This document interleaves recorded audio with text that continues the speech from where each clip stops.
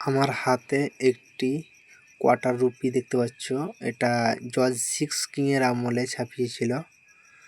এটা 1947 সালে দেশ স্বাধীন হওয়ার পরে ছাপিয়েছিল, কারণ তখন ভারত সরকারের কাছে কয়েন ছাপানোর কোনো ডিজিটাল জিনিস ছিল না। তখন সেটা ব্রিটিশ আমলে যে ডাইস ছিল, সেই ডাইসে এই কয়েনগুলো ছাপিয়েছিল। তো এই কয়েনগুলো ভিতরে তিন রকম পাওয়া যায়: 1 রুপি, হাফ রুপি আর কোয়ার্টার রুপি। তো আমার হাতে যেটা আছে এটা কোয়ার্টার রুপি। এটার দাম বলে দিই তোমাদের, আমি বই দেখে দাম বলি। এটা ছাপিয়েছিল 1946 এবং 1947 সালে। আর এর মেটাল হচ্ছে নিকেল। আর এর ওজন 2.91 গ্রাম।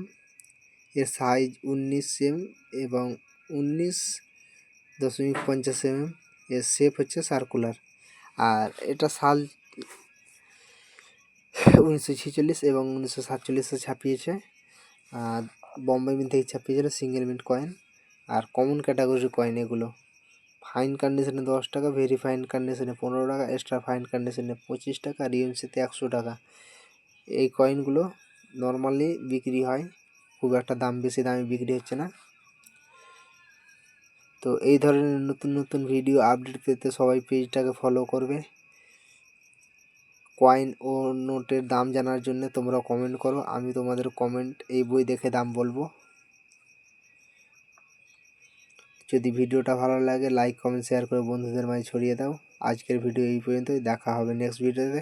সবাই সুস্থ থাকবে, ভালো থাকবে।